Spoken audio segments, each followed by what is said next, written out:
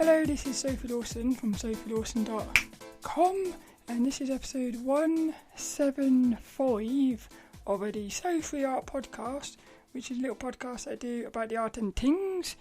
And this one is a little one about the things one. And little Dennis is with us, our favourite little co-host. He's with us, and he actually come to work with me today. Little Dennis and Kitty went to work with me today because I was going to record this one outside, but it started raining. It was raining quite a lot, so we've decided to come inside for this one. This isn't about the things. I'm gonna be doing more about the ting episodes each month, I think, because I actually enjoy them a lot more. So I want to do that. But this one here, we're going to be talking about the Garden of Eden. How cool is that? So I've got a book here. It's a very little book, and it's called The Impersonal Life by Joseph S. Benner. Bummer. I was going to say bummer, but it's not. It's Joseph S. Benner. And one of the chapters, there's quite a few chapters in here. Even though it's a little book, there's a lot of stuff in here. What I love about this book is, it's one of those books where there's not many pages, but it's full of amazing stuff. But the other thing is, I can't remember a lot about this book. But one of the chapters is the Garden of Eden. So I've actually read this book This will be the third time that I'm going through the book. Like I said, it's a very easy read. Quite big writing as well, which is nice. And what I thought I'd do is I'd start by reading the foreword, which is by James Allen. And then I'm going to go straight to the Garden of Eden chapter. I was actually going to sit and read all of this book over a period of months. I was going to cover each chapter. If you want me to do that, let me know and I will. But this one here, I'm focusing on the Garden of Eden. So what's weird is, this week's been very strange for me. I've been in a bit of a funk, like a negative thing. And the thing is, I've been in this negative thing, but I've been observing myself in it, but I've not been able to get myself out of it, which is very weird. So in a weird way, I sort of felt a little bit helpless. And I was thinking to myself, for some reason last night I started thinking about the Garden of Eden and how it could be sort of linked to all of this. I'll get into that later. It's sort of like the Garden of Eden is linked in with like the Hell realm. I've just seen the postman. I think he's going to post something through my door, is he? Yay! But so the Garden of Eden, I think, is actually linked with hell. And I think that this earth that we're on is actually hell. So that's some of the topics we'll be covering. We're also going to be talking about the Creator, God and the Devil, which I believe God is different to the Creator. That's the thing I'm beginning to think. So I feel like we've got like this Creator, which would be like the source. You've then got like a God inside of the creation. So the God is acting as the Creator, but it's not. That's what I'm thinking. And then you've got the devil, which is just an opposite. So everything's got to have opposites, apart from the Creator. The Creator is source, but God would have to have an opposite.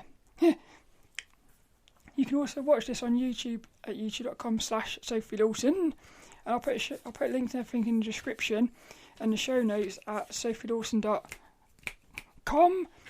But also I'm going to talk about paradise, because I've got a couple of theories about what I think the Garden of Eden could have been. I'm also going to ask, do I think the Garden of Eden is real? And also, who is the serpent?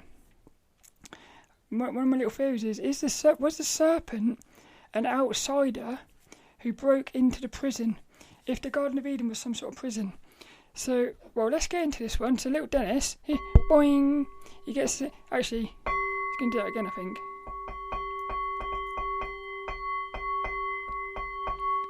I love that sound. Little Kitty has died, and little Dennis, he's going in his little house now. He's going to look after Kitty. So they're in their little house together. So the first thing, a bit all over the place with this one, but I like it like that sometimes, because you don't know what you're doing, but somehow it all comes together in the end. So let's start with this foreword. So this is what the foreword says by James Allen.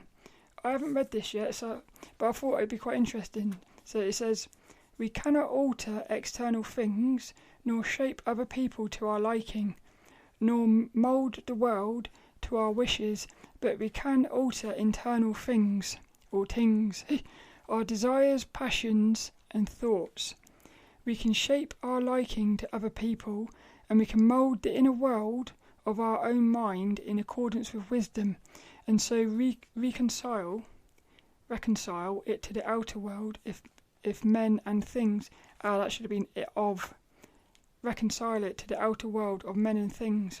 The turmoil of the world we cannot avoid, but the disturbances of mind we can overcome. That goes into what I was thinking this week. See, I had a lot of, I would call them disturbances of the mind, but somehow I couldn't get, well, and I'm still going through it at the minute. It's very hard to, because what happens is when the mind goes into a negative place, I find you can have all these sort of tricks and tips and things to do, but to actually do it in the moment is very hard, which could come into what this earth's all about. It's about practicing things that are hard to overcome them. Maybe that's what it is. It's like we're inside some sort of program, but the purpose is to be able to overcome the mind, and then if you can't overcome the mind, you have to keep coming back until you do, something like that. But this also goes into little things I've been talking about with learning art. So at the moment I'm learning Procreate. I'm really enjoying it. It's amazing. But what I notice is there's two parts to it. There's learning like the theory. When you're learning art, you've got to learn the theory of it, but you've also got to practice it. Because if you just sit there and learn all the theory, you're not going to be able to do it. You've actually got to hold the pencil and do it. But if all you're doing is holding the pencil and doing it, but you're not learning how to do it, you're not going to be able to do it. So you've got to get this balance between learning what you've got to do and actually practicing it. So it's the same thing with the mind. You've got to learn techniques, I suppose, to overcome the mind or the negativeness of it, but you've also got to practice it, which means you've got to be in negative situations. It's quite weird. So even though it's negative, you don't want to be in it, it's probably the best thing for you. It's quite weird, that. So I do believe the universe knows what it's doing. Even if we sort of think sometimes, why are you doing this? It's a bit weird. I could carry on here. It says, the duties and difficulties of life claim our attention, but we can rise above all anxiety concerning them. Surrounded by noise, we can yet have a quiet mind. Involved in responsibilities, the heart can be at rest. In the midst of strife, we can know the abiding peace. The 18 pieces which comprise this book, I like that. They use the word pieces instead of chapters. Almost as if this book is like a puzzle, putting all the pieces together. I like that. It says, unrelated as some of them are in the letter, will be found to be harmonious in the spirit. Oh, I like that, look. Unrelated as some of them are in the letter, they will be found to be harmonious in the spirit, in that they point the reader towards those heights of self-knowledge and self-conquest which, rising above the turbulence of the world, lift their peaks where the heavenly silence reigns. How beautiful does that sound? I'm actually going to read what the little pieces are, all the chapters. So we've got the foreword. This is what they are. One of them is called I Am, which is what Moody says a lot. The next one is Be Still and Know I Am God. Next one, I, Life, God. The next one, Consciousness, Intelligence, Will. The next one, The Key. The next one, Thinking and Creating. Creativity is key. I'm convinced of that. Creativity, I think, is the way you sort of communicate with Source, because it doesn't use words. Yeah, it's the way that I think creativity is the way the Source speaks. It's the language without words. The next one is the Word. The next one is My Idea. Then we've got the Garden of Eden, which I'm gonna go into in a minute. We then got one called Good and Evil. I like the sound of that. We've got another one called Use, another one called Soulmates, another one called Authority. We've then got one called Mediums and Mediators. We've got one called Masters. We've got one called The Christ and Love. We've got another one called Finding Me. And then another one called Union. And then the last one is called prayer, and it's got in brackets, from the way to the kingdom. Prayer is also meditation, really. I got hiccups again. I seem to get hiccups a lot when I'm doing these podcasts. So what I'm going to do is, before I read this chapter here, because I haven't actually read it properly it's been probably about 3 years, I think, since I've read it. So what I've noticed is sometimes you read something, even if it's like the best thing ever you've ever read, after a certain amount of time, you'll forget a lot of it, which is what I love that, though, because it means it happens with films as well. Like The Matrix, you might watch The Matrix, and then it's the best film you've ever seen. 10 years later, you watch it again, and you realise you forgot most of it. It's quite cool. So the good thing about that is you can sort of enjoy something more than once. I like that a lot. So, well, where do I start with this? I think I'm going to start with the creator. No, really, I need to put... Right, so what... Do I think the Garden of Eden is real? Yes. Basically. Next. No. I think the Garden of Eden is real. I'm not sure whether it is a physical place on Earth. I'm not even sure if it's a physical place. I'm wondering whether it's like another dimension. And like the Earth is another dimension. And then you got like the other bits. But I also wonder whether it's the mind. So in other words, I'm convinced the Garden of Eden is real. And the reason I think that is because if you look into the history in ancient civilizations, a lot of them will talk about the Garden of Eden, even if they're using different words. They're talking about the Garden of Eden. So what happens there is, if all these different civilizations, which are supposed to all been separate, if they're all talking about the same thing, there's got to be some sort of element of truth in it.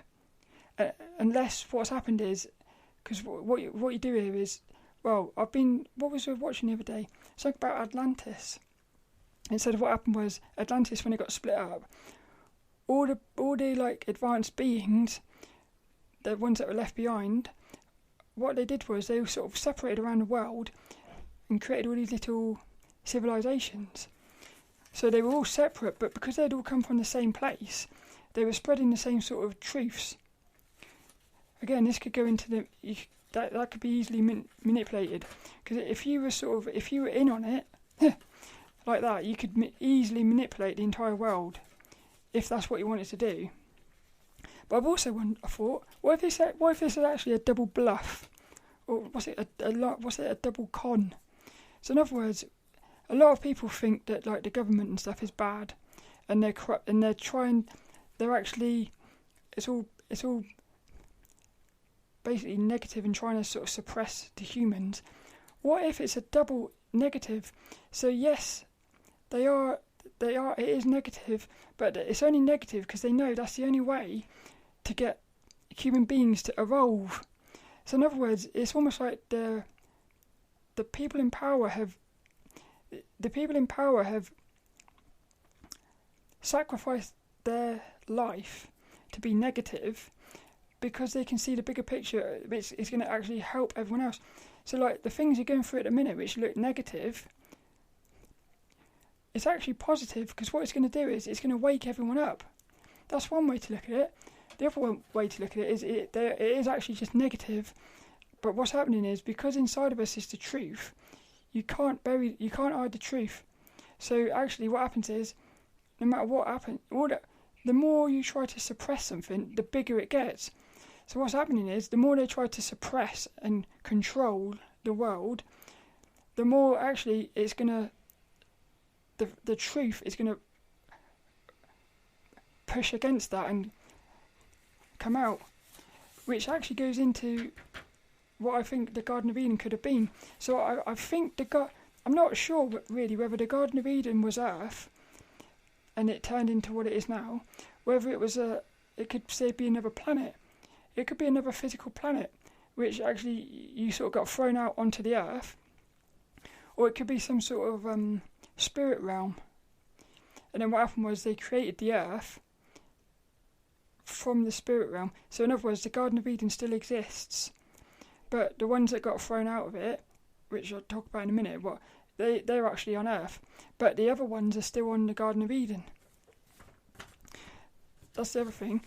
So what is it here? Like, yeah, I've got 3 things which I think the Garden of Eden could be, but I can't remember one of them. That's a bit weird. But like the first one is, it was a prison paradise. So what happened was, well, this is what I think. Something like this. You've got this place, right?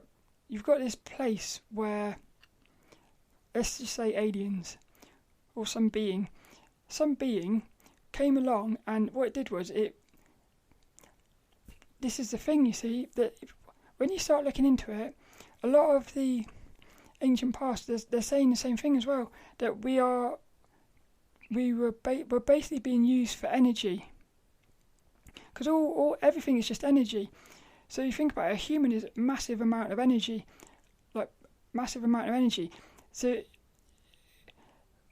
if you look into it, there's these things called Archons. What they do is they feed off of negative energy. So what they do is this is the theory, they put humans into a negative state. So they're radiating negative energy, which feeds these Archons. So the Archons, which are like an alien thing, they want to keep the human in this negative state, because it feeds them. If the human stops being in a negative state, the Archon would die. So it's very important that the human doesn't realise what's going on there, because as soon as it realises it can actually, all the Archons would disappear. The humans would take over. So the first thing I think is, what happened? Is it possible somebody created the Garden of Eden it was basically a prison disguised as a paradise? Now think about that. You've got all these beings put into this, who are born into. So basically what they do is you clone a load of people, or even just get the babies and put all the babies into this Garden of Eden. They would have no idea of anything if they were brought up into it. Because I thought about this a lot. If you're a baby, if I was born, there's this film called The Room. It's brilliant. There's this baby that's born in this room. So this boy grows up. All he ever knows is this room. He doesn't know what's outside. And I thought about it a lot. If we didn't know, if we were brought up as children in a room, in a cell, and we were told that this is all there is, you wouldn't know there wasn't, would you? Unless you started hearing noises outside the wall, you'd think, what's that? And the more you sort of thought, what's that? The more that the guards would have to say, oh, it's just, they would keep making all these excuses. But what would happen is one of the guards would think, oh, this isn't right. And what it would do is it would want to help. It would come in and want to get that child to come out and see beyond the walls, which I think is what the Serpent could have been. The Serpent could have been like a prison guard overseeing the Garden of Eden, but it actually had compassion for the inmates, which would be the humans, who were oblivious. But the thing is, this is where it gets a bit weird. You're in the Garden of Eden. It looks like a bliss. So as far as you're concerned, you are living in bliss. But if it's a prison, is it really bliss? I'm struggling to get my head around that. It goes back to that thing of like the ignorance is bliss. I've got negative thoughts in my head at the minute, saying things about me as well. It's quite weird. But that's it. If you I love water. I've started buying bottled water. It's the best I can do at the minute. My goal is to get one of those big filters. One of those, they're really expensive though, about 300 quid. But it gives you fresh, beautiful water. That's what I want to do. So what I was thinking was, you've got this prison. So imagine you're on a desert island, and it's beautiful. But the only reason you're on that desert island is because what happens is every so often a ship comes along or something and takes one of the people off of the desert island, and they disappear. So, but you're on a desert island. What you don't realise is every time that ship comes in and takes someone away, what they're doing is they're taking them away to eat him. All of a sudden, is that really a beautiful place? it's very much like farm animals. That's what I think. Is the Garden of Eden like a farm animal? Were we like farm animals or something? So what happens is, let's say you're a little pig on a farm, and it's the most beautiful farm in the world. You're absolutely happy, but you realise that you're a pig with the purpose of being basically killed for meat. I'm trying to work out if that is actually a good thing or not. Now, if the pig suddenly became conscious of that, I'm pretty convinced the pig would want to escape. Yeah, it would want to escape and be free. So what I'm saying is, what if what's happened is we were in the Garden of Eden, thinking we were in this bliss place, eating the apple of knowledge, was actually, what it was like a prison guard who felt compassion, wanted to set us free, the other thing, my mind goes all over the place with this. The serpent is effectively a metaphor. So I'm thinking, is the Garden of Eden just a metaphor? Is it actually real, or is it a metaphor for like a prison? The serpent is actually a prison guard, which could be a different type of being. So it's a non-human, but it felt compassion for the humans. So it actually betrayed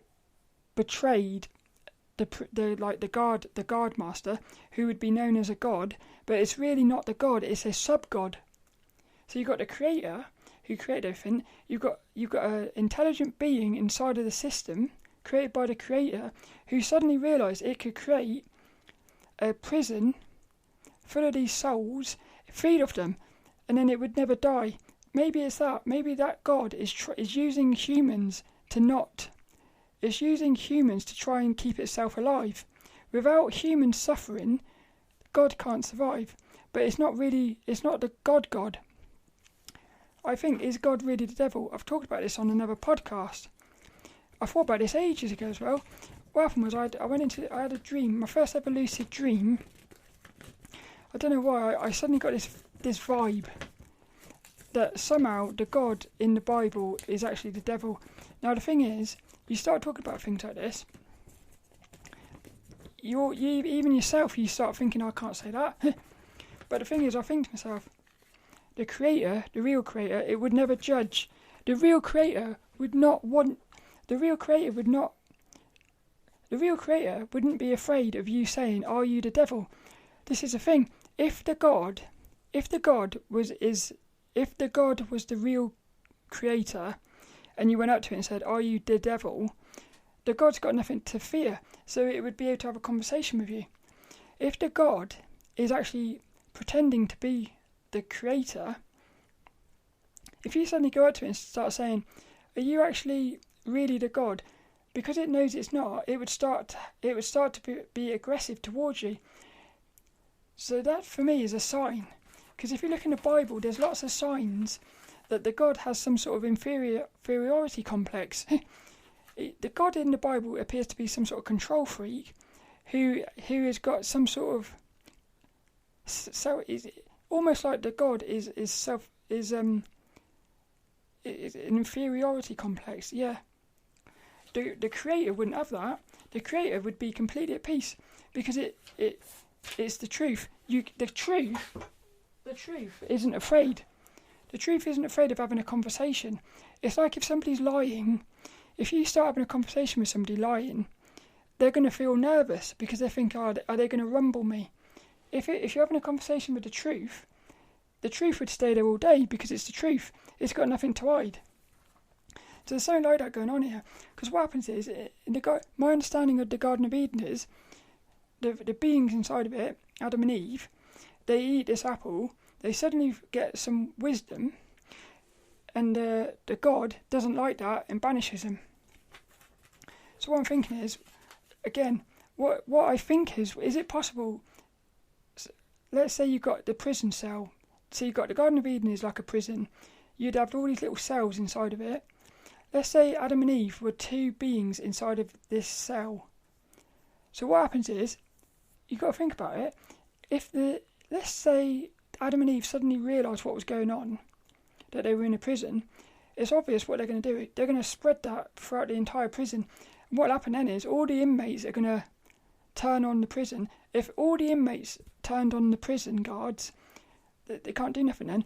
At that point, the inmates would be free. So what I think happened is they got banished out of the Garden of Eden because they realised they had to sort of nip it in the bud. So if they get rid of Adam and Eve before they got too wise, all the rest of the inmates would stay in their sort of ignorance phase. So that's the first thing. So in a way, Garden of Eden was like hell, level 1. Version 1 of hell was Garden of Eden. It didn't quite work because what happened was it was too perfect. That's the thing. If something is too perfect, I feel like you're going to get bored or something. So what it did was, hell 2.0 is Earth. So we're actually on hell 2.0. What it is it's a place where you're aware of the suffering. So because you're aware of the suffering, but what it is you're on Earth. I think Earth could be some sort of hell. What it is you're aware that it's suffering, but it's so close to being nice that what happens is you don't realise it's hell. Because I thought to myself, in the Bible it said hell is like full of fire and demons and devils and stuff. But my thinking is, if you were in a hell realm like that, it's so obvious that you're in a hell realm, you would get yourself out of it. So the best type of a hell realm is a hell where you don't even realise you're in a hell. Because that way you're going to keep yourself in it. Yeah. But then the paradise, this goes back to the thing again. If you're in this paradise, if you're in a paradise, but it's really a prison, but you don't know that, and it's a paradise to you, I think to myself, does it really matter? Yeah, does it really matter if it's quite a complicated one, that. The other option, I've remembered what it is. The other option is all in the mind. So the Garden of Eden is just in the mind. In other words, it's just, you've got the Creator imagining this Garden of Eden, and then what happens is it imagines something else. So it's all just mind. That's another one. My other thing is, what if the Garden of Eden was actually a bliss place? It was like a place of complete bliss. Everything was in bliss. But you've got to think about it. If you've got bliss, you have to have like complete negative as well. So what I'm thinking is, what if what happened was you had the bliss, the Garden of Eden, and the serpent is actually it's almost, again, I think it's some sort of virtual reality type thing. The serpent, I would look at the serpent as like a virus getting into a computer system. So what's happened is the virus get into the computer system.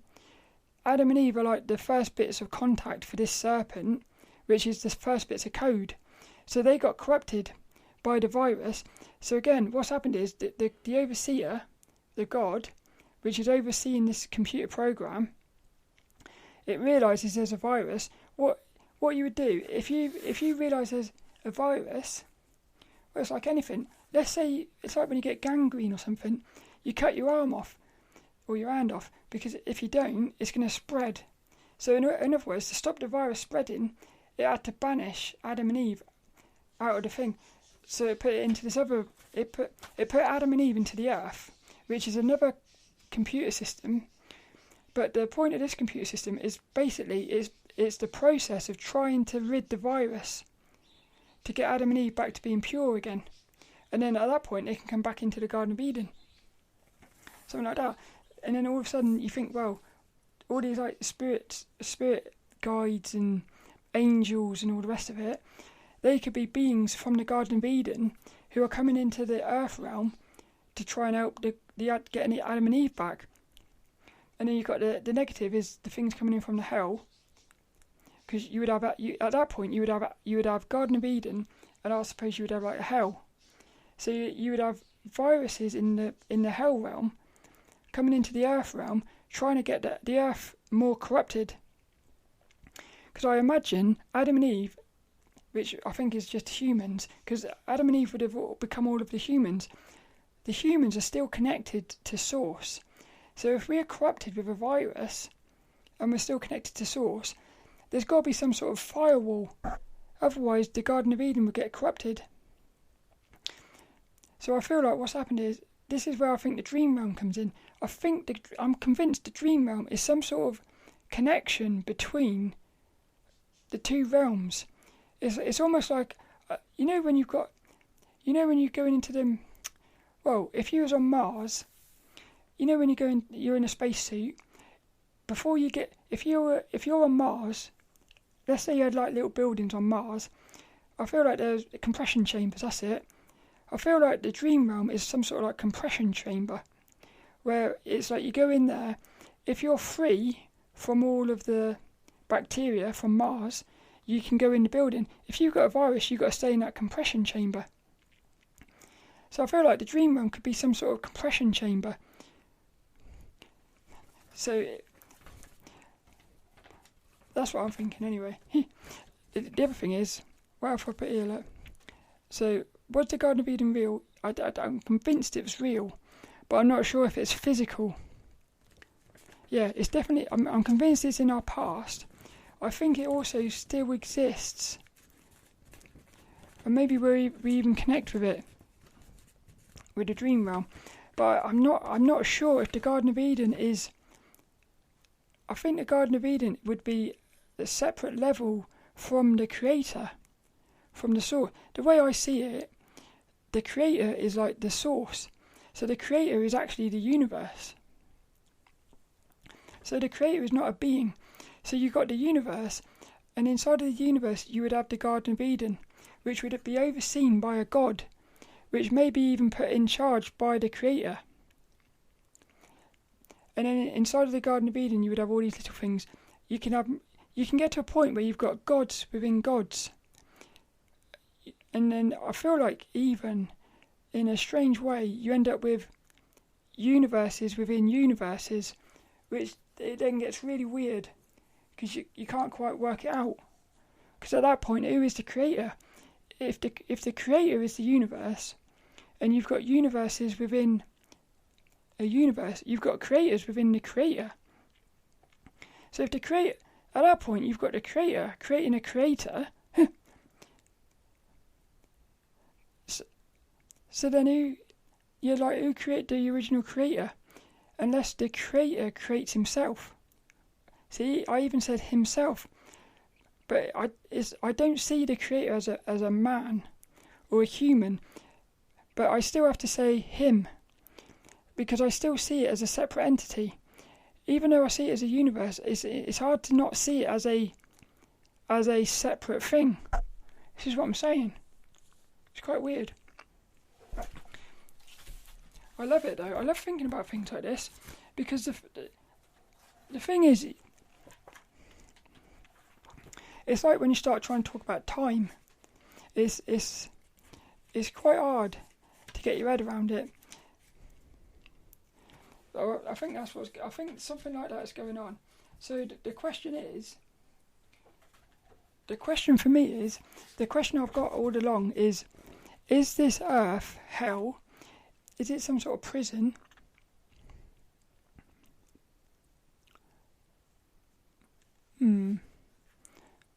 That's the thing.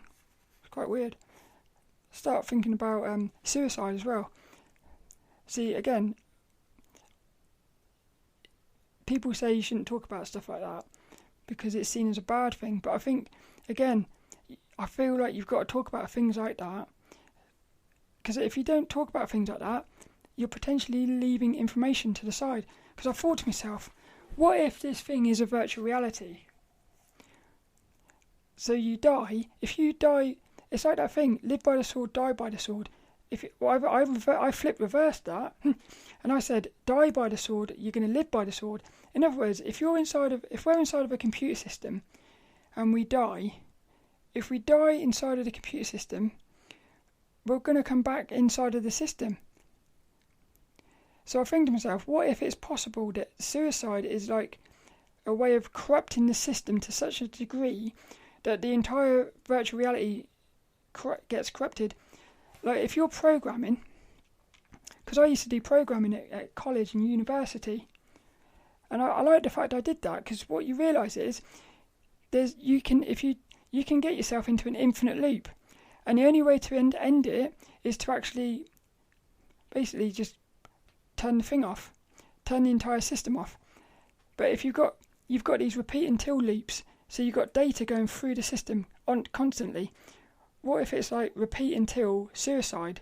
In other words, you're going to keep repeating inside of the system, which would be seen as like reincarnation, until suicide. Suicide would be like getting yourself in an infinity loop. But then you also think that could be like these things they call about like purgatory. You've broken the system, but you still exist. So now you're not in the system anymore, but you still exist.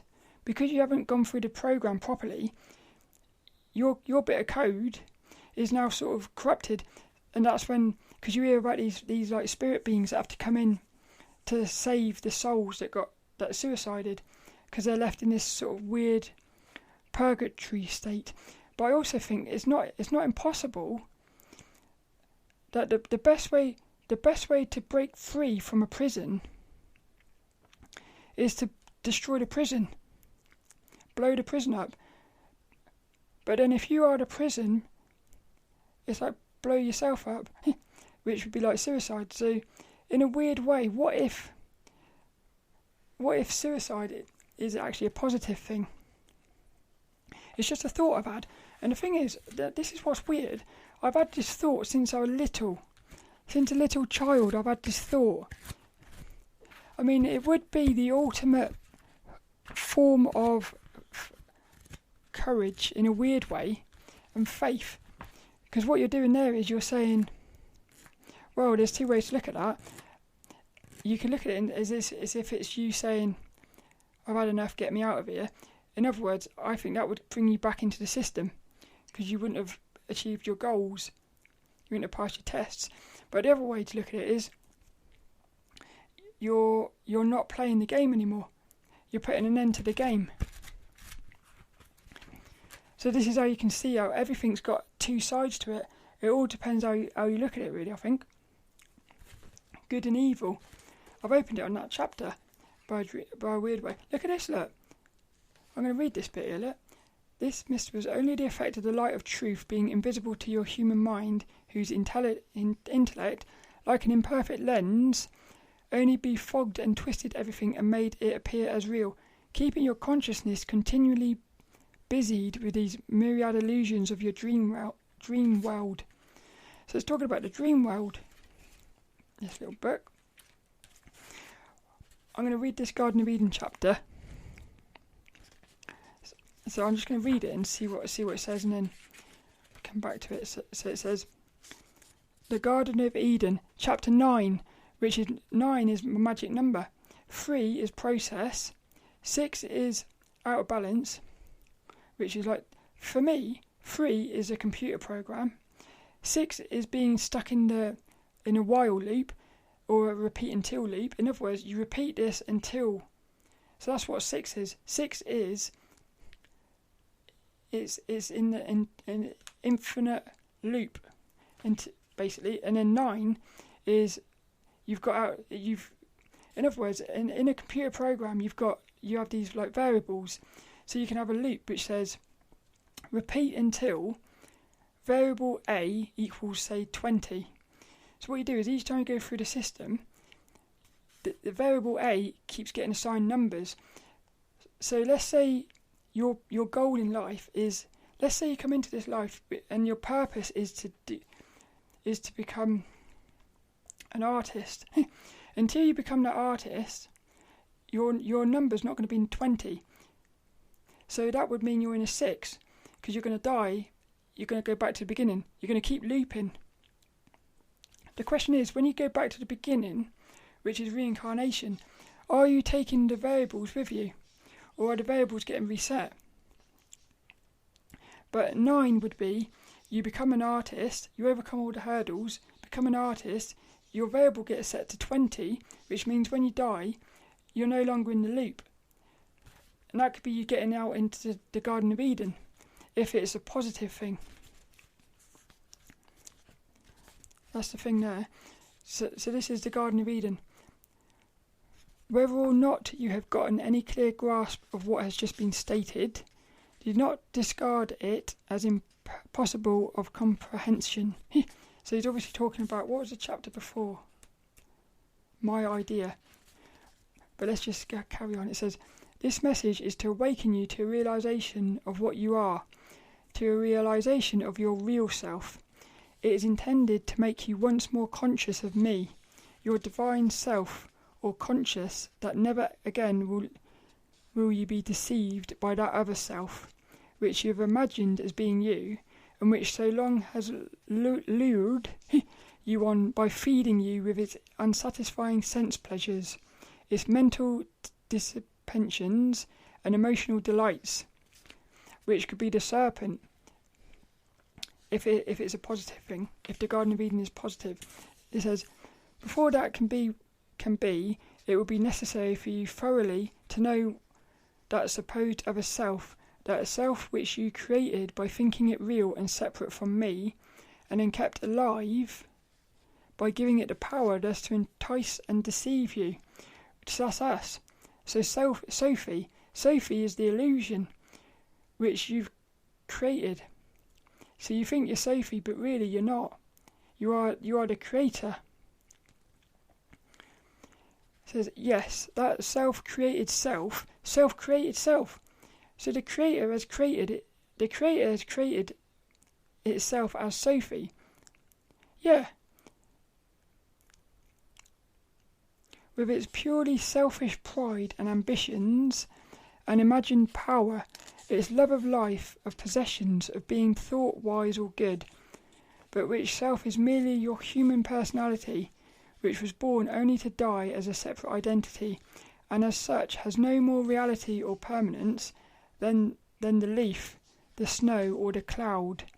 Yes, you will be brought face to face with that petty personal self, and will see with perfect vision all its sordid selfishness and human vanities, and you will then learn if you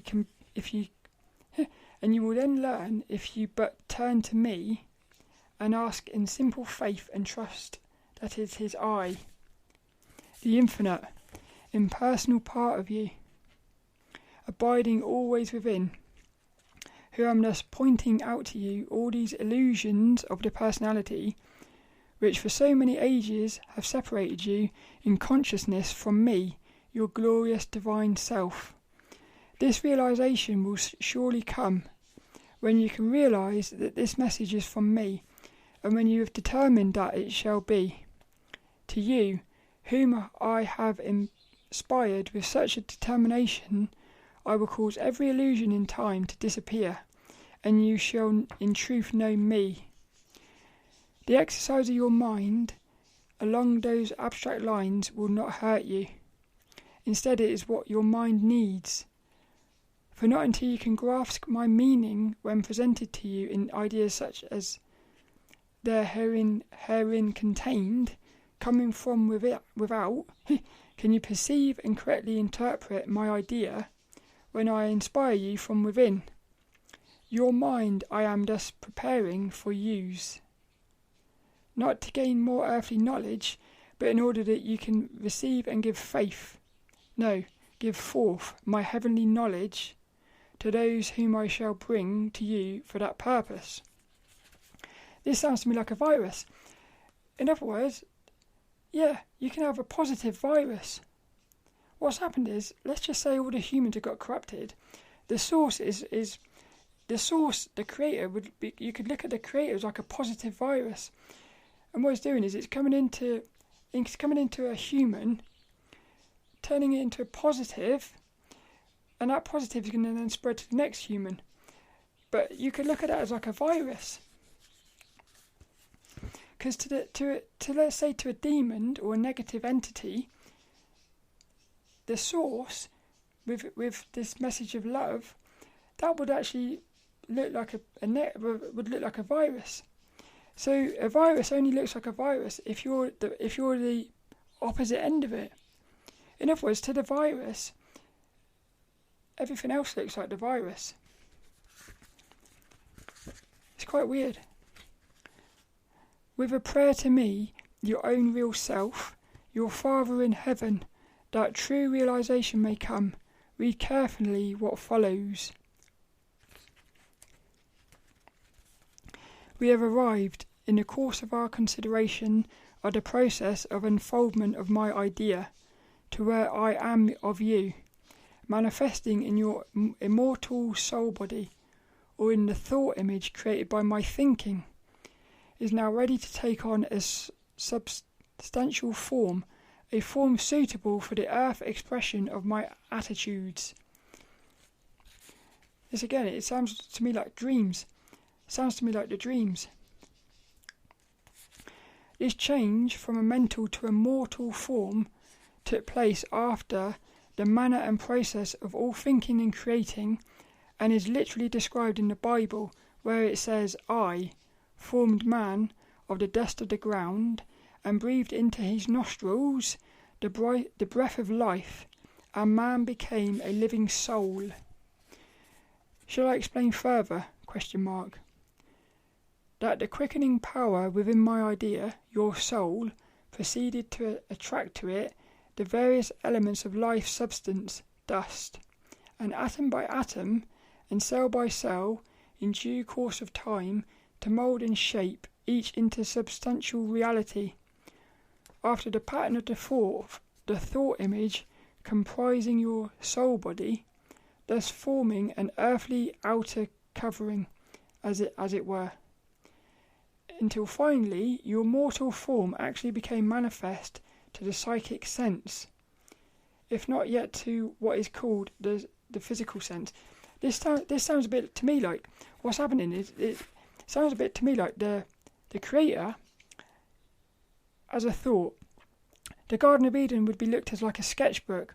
So in the sketchbook, in the Garden of Eden, it was sketching out all these ideas. It created Adam and Eve, and it thought, yeah, I like these two.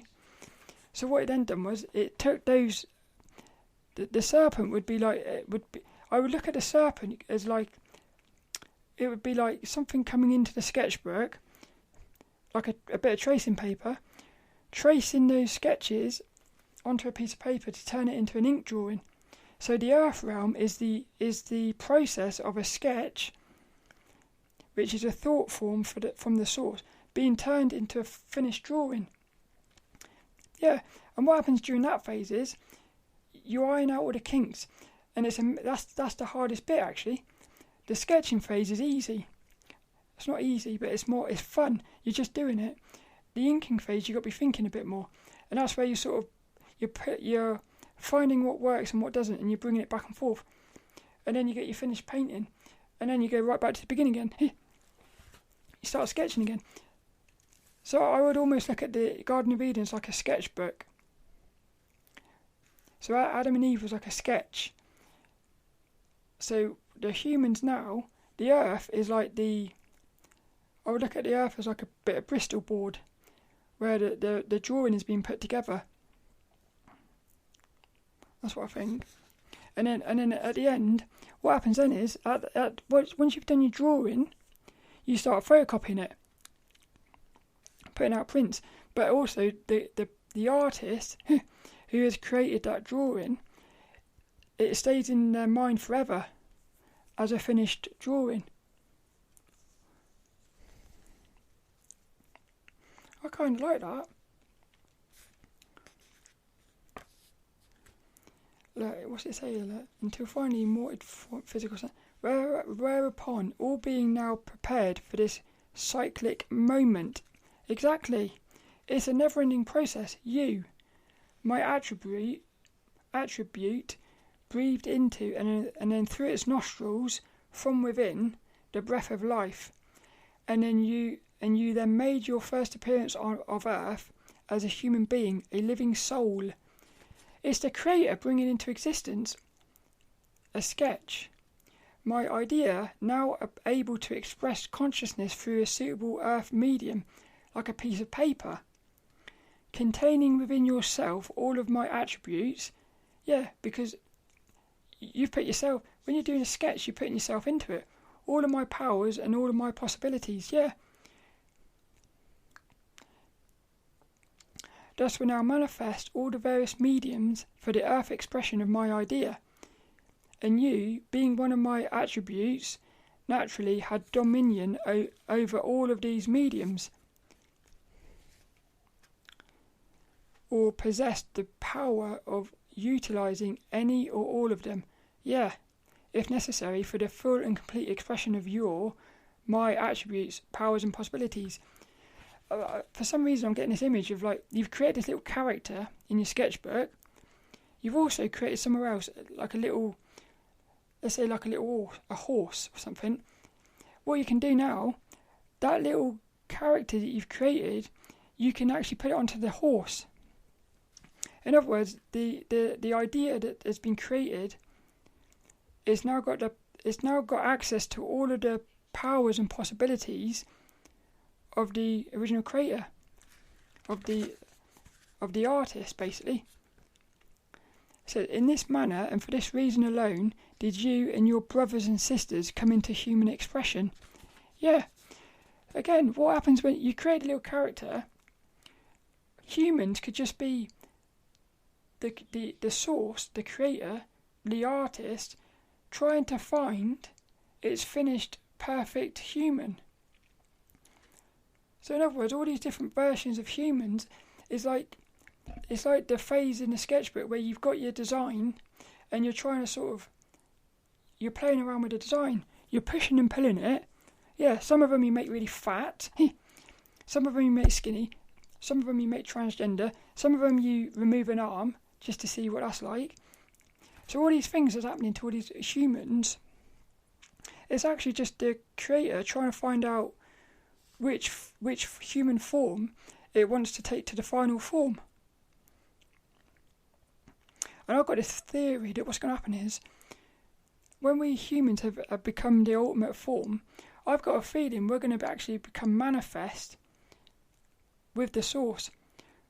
Almost like I see it as like, I feel like the way I look at it is like, imagine we're in a dream. Imagine we're in a reoccurring dream. We keep having this dream. And then finally we dream of something and we think, that is it. Like you dream of let's say a little animal, and you think that's the best animal ever. I've got a feeling at the end, what's going to happen is that animal is going to become physical.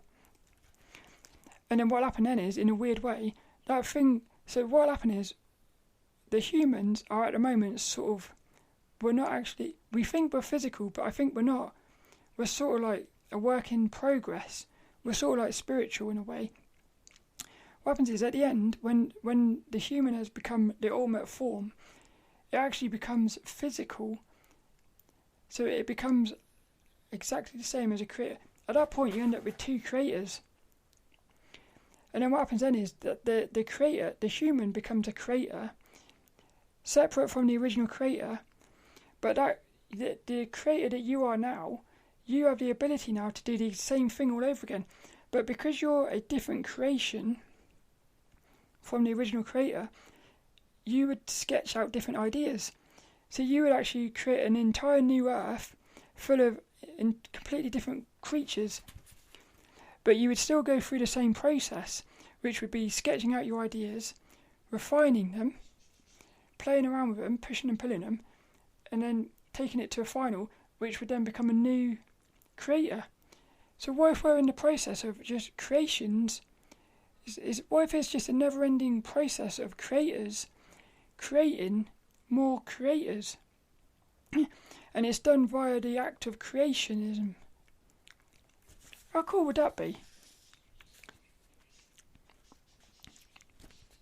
I'd love that.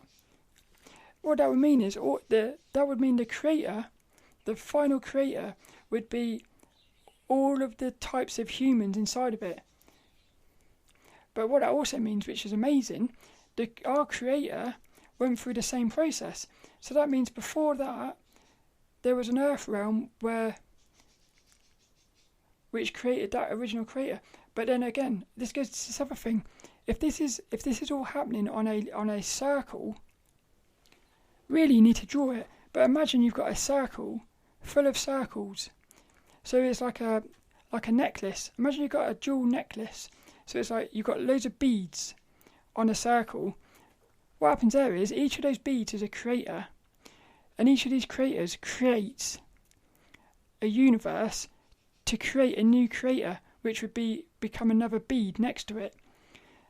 You end up with this thing where you realise that the first bead, there is no first bead. That's the thing. What happens is that it's a never-ending process. So the universe that you're inside of, you're a bead basically on that necklace, which has been created by the bead next to it, in front of it, before it. And then what will happen is, in the end, you will end up becoming the creator, which would be a bead, the next bead on the necklace. But if you follow it through, you realise at some point you end up becoming the previous bead to the bead that created you in the first place. So in other words, and that's the only way you can end up with one creator, really. Because the way I would look at that is, the necklace would be some sort of super creator. Yeah, because in another way, if you look at it, that necklace, which is a load of beads, if you zoomed out far enough, it would actually end up becoming a single bead. Yeah, from a distance, it would look like a bead, which would be the creator. If you zoom in on it, it looks like a necklace full of beads. I would almost imagine if you then zoomed in on one of those beads, you would find another necklace full of beads, and it would be never-ending. Yeah, it would be never-ending. But again, if you zoomed out the other way, it's never-ending that way as well. Because what you're actually doing is, you're not really zooming in and out, you're simply travelling along the circle, inside of the circle. So, as a human, you're inside of the bead. You don't realise you're inside of the bead, because you're in the universe. If you can come out of that, you can get... The creator is actually travelling along the necklace. That's mental, that is. I love that.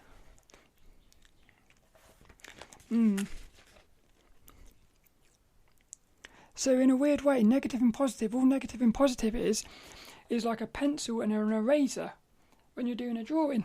You got the positive is the pencil you're drawing. If you don't like it, the negative is the eraser, erasing it. But it's not really negative or positive. It's just opposites. So in that way, the devil isn't really negative. The devil is only negative because there's a God. If there's no God, the devil isn't negative at all. Because if there was a super devil, all of a sudden the devil, if it was related to that super devil, could actually be seen as being positive. And the same, if you've got the God, which is seen as positive, if you've got a super God next to it, it could make that God look like a negative. So in a weird way, you sort of realise this is why it has to be one creator.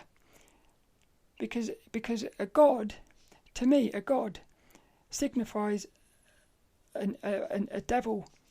That's just the way it is for me. Whereas a creator feels much more solid and single.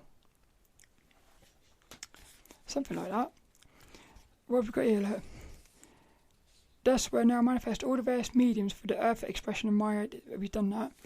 I like this bit. Look. In this manner, and for this reason alone, did you and your brothers and sisters come into human expression. The only reason we're here is to find a new creator. Humans are just the process. We are just the process of a creator being created. While in human form, yet your expression was so entirely impersonal that through self-conscious you still looked wholly to me within for inspiration and guidance. What's this?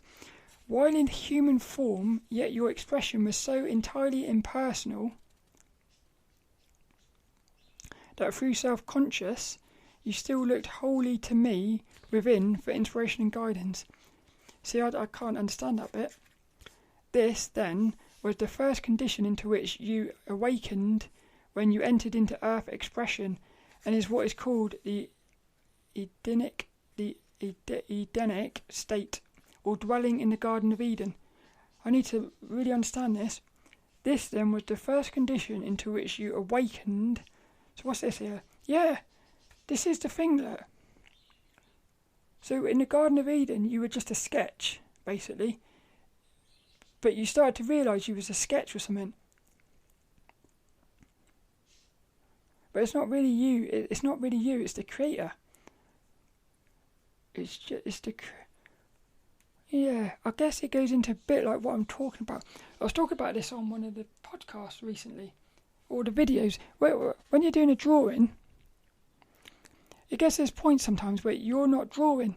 It's almost as if the drawing is drawing itself. What if that's what this is? That's what that is. It's the drawing. You've put yourself into the drawing so much that you become the drawing. So at that point, it's like your consciousness is actually in the drawing. So it's not that the drawing is drawing itself. It's what's happened is you've actually put your consciousness into the drawing.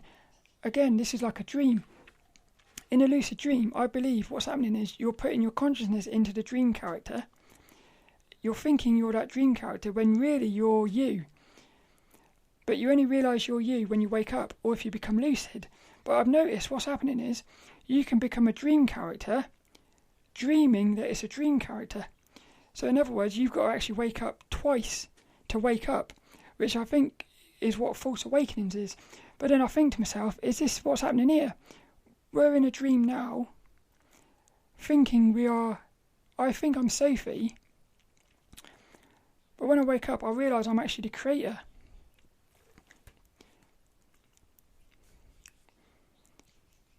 So all it really is consciousness moving through a level, which again goes into the computer program.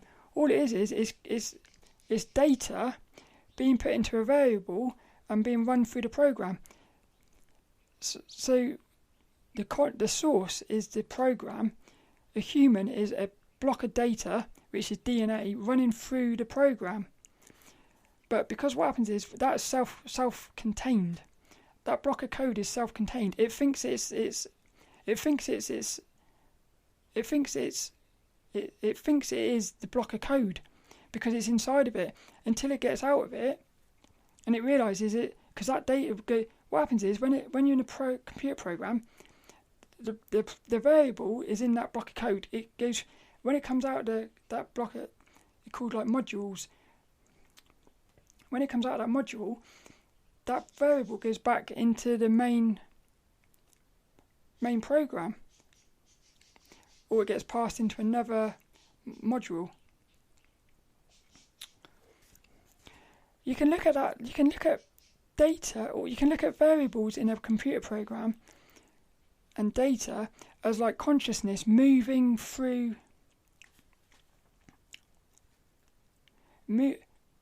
Yeah.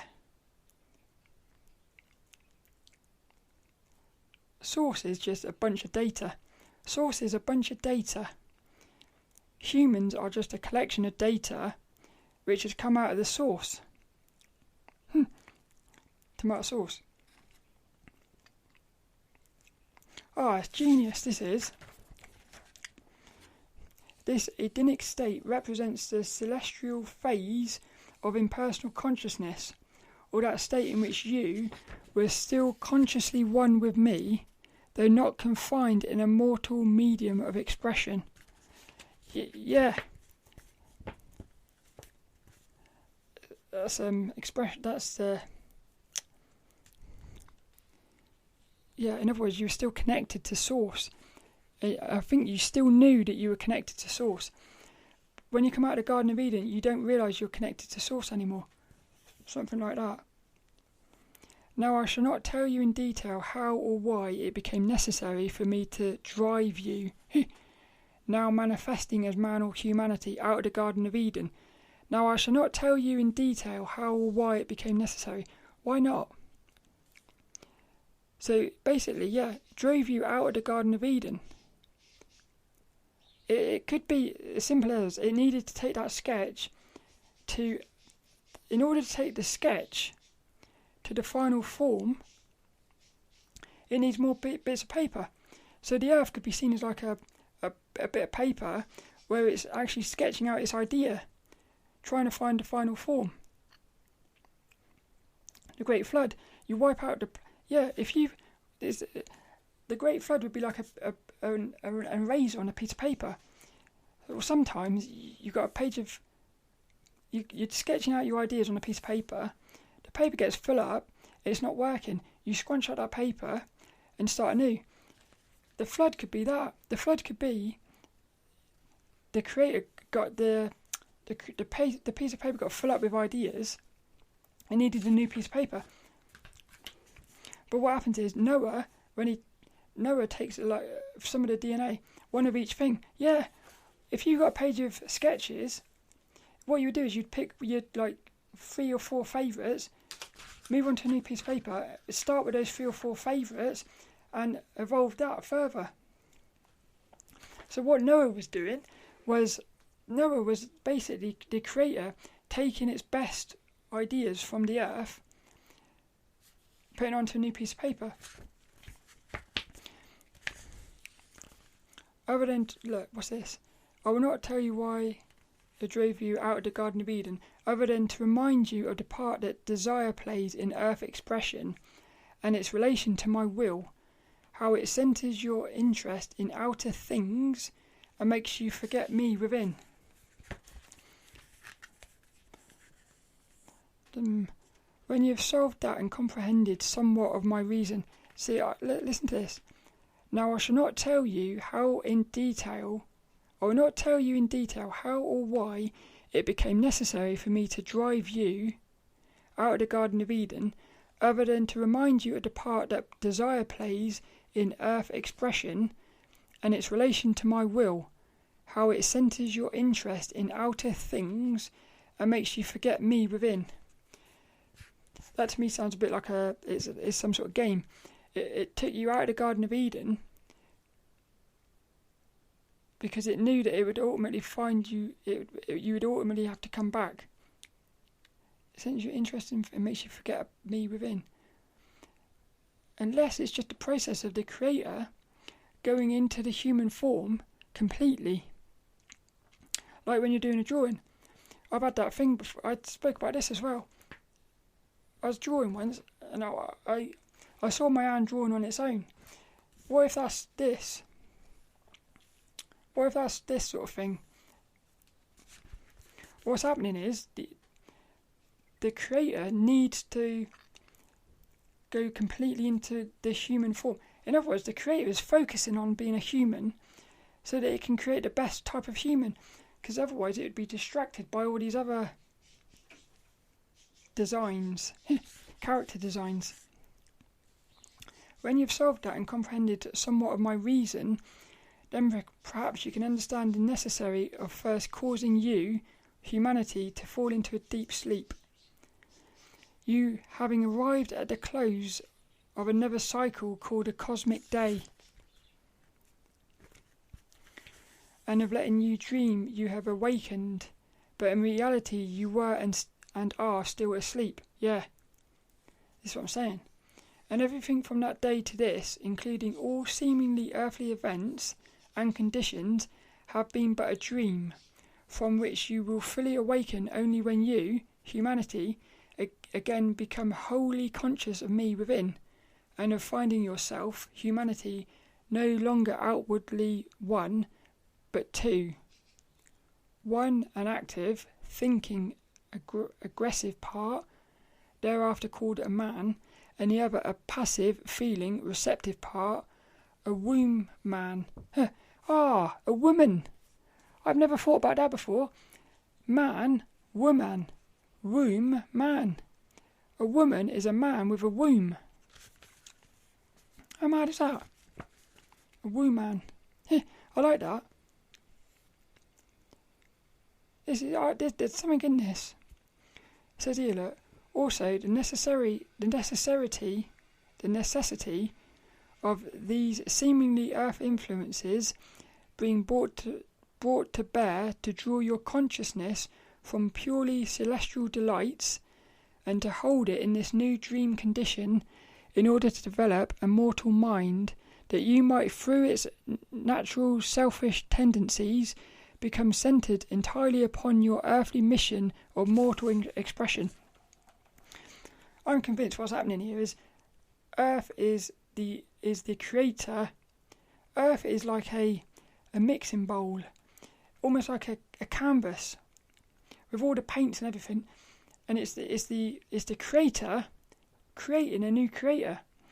So what's happening is there's another planet somewhere else where there's a bunch of creatures going through the exact same thing, and what they could be like bird type creatures. What they're going to do is they're going to become a creator as well. What if the creator is creating friends for itself, and we're the process of the creator finding friends, something like that. And the wisdom of having this influence through that's another thing. Think about this, look. If you've got that necklace full of all these creators, if you zoom out far enough, what ends up happening is the creator ends up becoming a creation. So then you end up with everything existing forever. Oh, that's mad. What happens then is it's spinning that way. It's spinning along the necklace in a circle, but it could also be spinning like through the circle. So in other words, that the beads on the necklace are like a spinning circle. So it looks like a bead, but really it's a circle. But that is actually around a circle, which if you zoomed out far enough is actually spinning as well. Yeah, spinning. And the wisdom of having this influence through the serpent, or selfishness, the shape I caused it to assume in your mind. Exactly, the shape I caused it to assume in your mind. First generating the passive, feeling, receptive part of your desire, the mortal agent of my will, which was to supply the motives and the power for the further and complete expression of my attributes on earth. Yeah. The creator is expressing it's expressing itself on earth, but it has to do it without. It's going through the in other words, if the creator just drew itself on a piece of paper, yeah, it could do that and create another creator, but that's boring. It's got to go through the process of creating it without. Basically, it's like when you're painting, abstract painting. There's a relationship between the paint and you, especially like watercolor. So you know what you're doing, but you don't know how it's going to look because the paint's kind of in control. Sounds a bit like the same sort of thing. So the creator knows what it's doing, but it doesn't really. The creator knows what it's doing, but it's got no idea what the ultimate human is going to look like. So in a weird way, it's exciting for everyone. It's exciting for the creations inside of the thing, which is really the creator. Because all we are really is the creator going through the process of finding a new creation. And finally, the necessity of desire casting its complete spell over you, humanity, that your celestial or impersonal nature might be kept deep in sleep, until in your dream, by the... I was going to burp then. Shall I? No. In your dream, by the free but ignorant use of my will, you could taste and fully eat of the fruit of the so-called tree of knowledge of good and evil, and through the eating could learn properly to discriminate and know its fruit for what it really is, and thus acquire the strength to know to use the knowledge thus gained wisely and perfectly in the expression of my idea only. See, I don't understand that.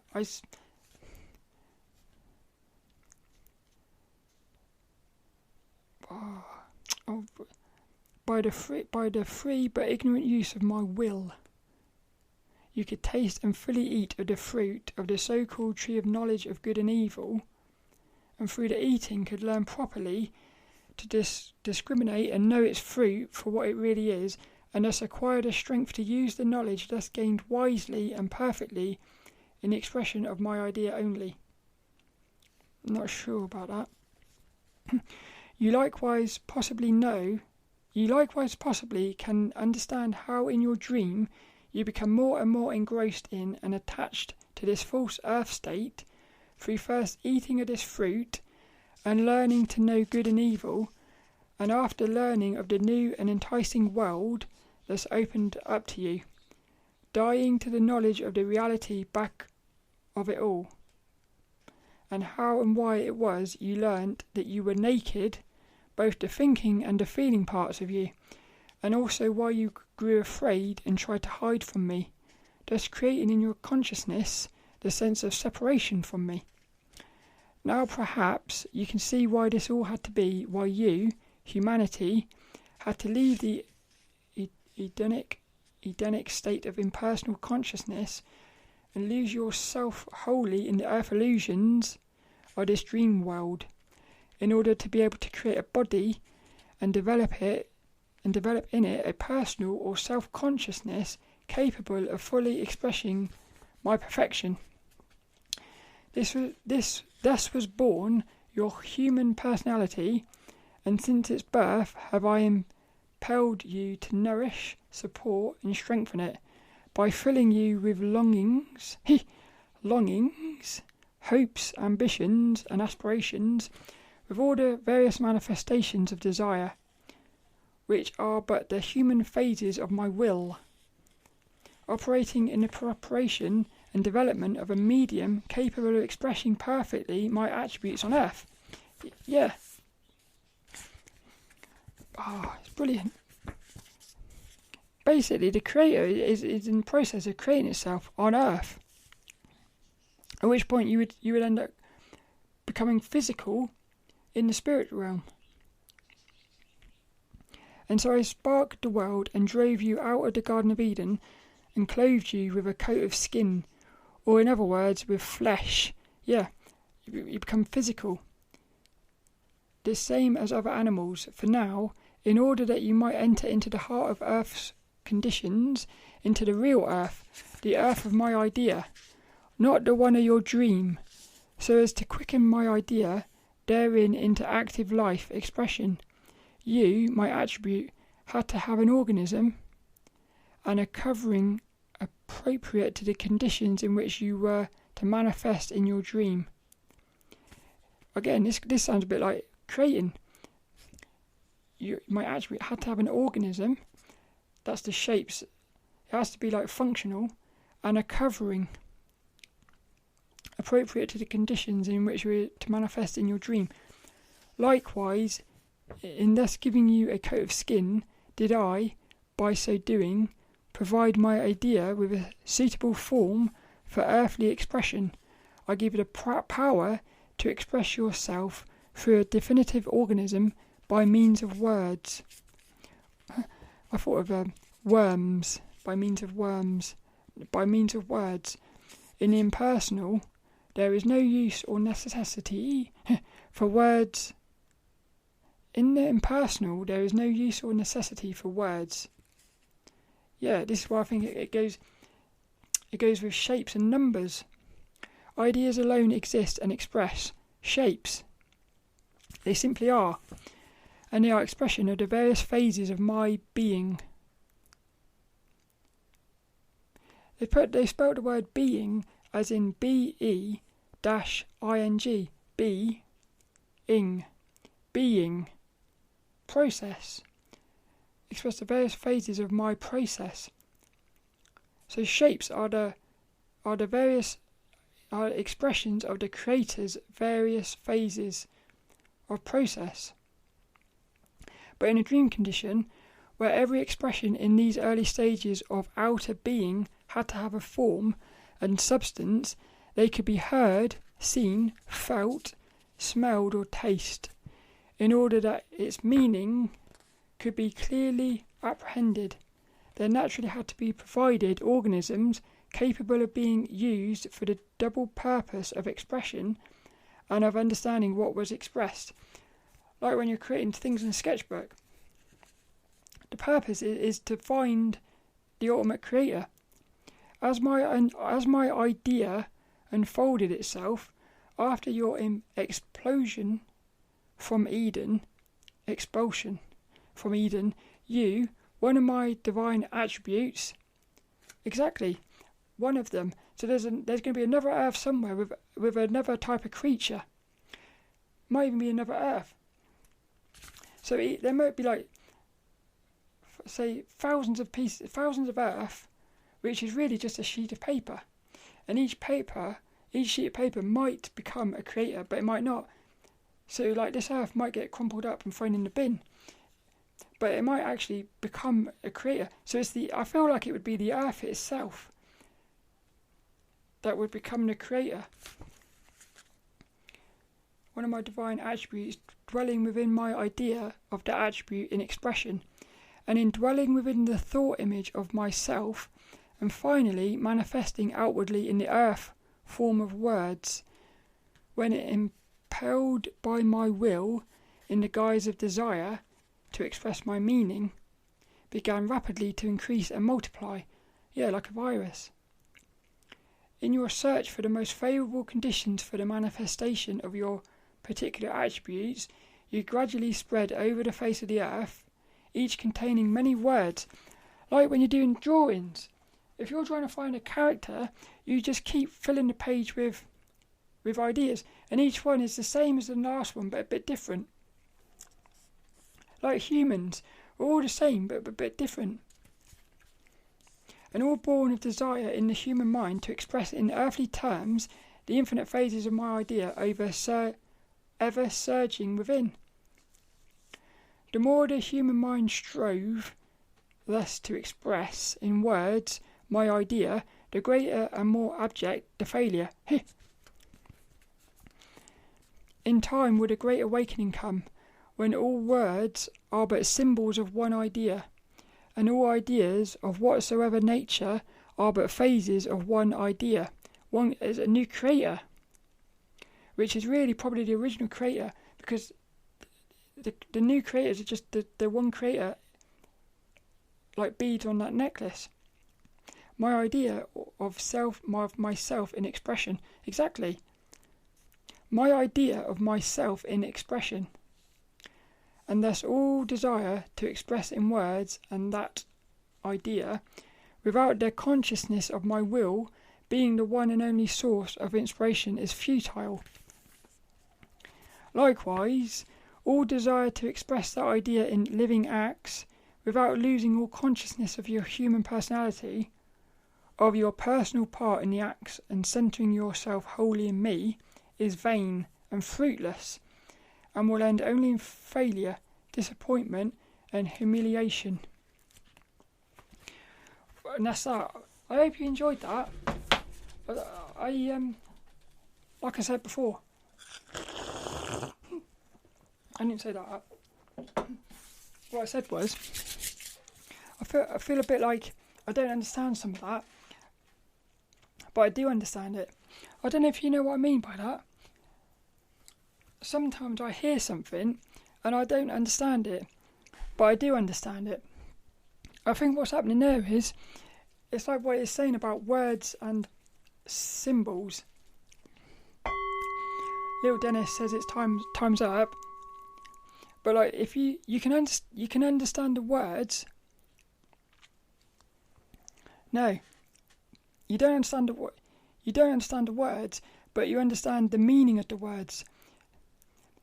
Going right back to the beginning with this, like when you're studying, you've got a theory and practical. So that's the thing. You can be doing a drawing or something, and you can see that it looks right, but you don't understand why it looks right.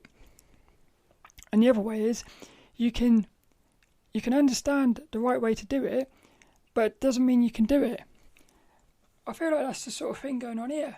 Is you hear these words, you don't understand the words, but you understand the meaning of the words.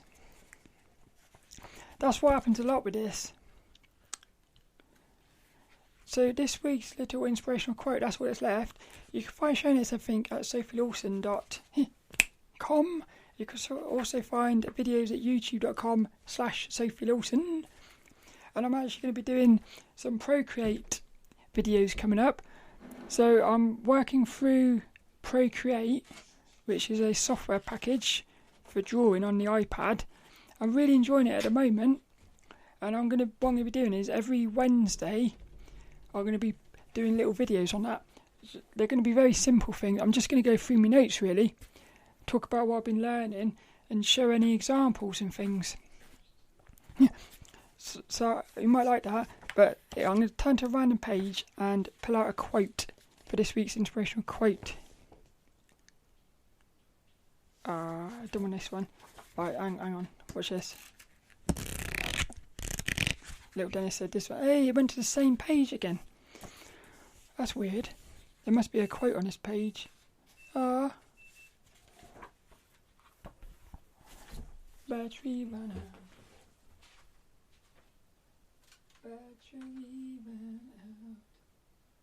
Little Dennis, he's going to randomly pick a spot, and I'm going to read that bit. So this is this week's inspirational quote. This mist was only the effect of the light of truth being invisible to your human mind, whose intellect, like an imperfect lens, only befogged and twisted everything and made it appear as real, keeping your consciousness continually busied with these myriad illusions of your dream world. How weird is that? I read that at the start of this podcast. Little Dennis picked the same thing. I'm going to do this. Look. This week's inspirational quote. It doesn't really make sense though, Little Dennis. I think he's going to have to... Okay. This week's little inspirational quote is going to be keeping your consciousness continually busied with these myriad illusions of your dream world. That's this week. Little Dennis, he looks cool. Also, I've got a new little friend. Gloria the giraffe. She's going to be on future podcasts. She's quite cool, she is. Little Gloria. Hello, Gloria. If you're watching on YouTube at youtube.com/Sophie Lawson, you can see Gloria. She's very cool. Little giraffe. She's sitting on my shoulder at the minute. So I hope you enjoyed this one. This week's little inspirational quote. Keeping your consciousness continually busied with these myriad illusions of your dream world.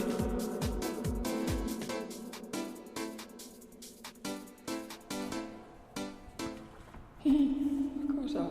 Like that. A little Dennis. A little doo-doo-doo-doo. Little Dennis. Little doo-doo-doo.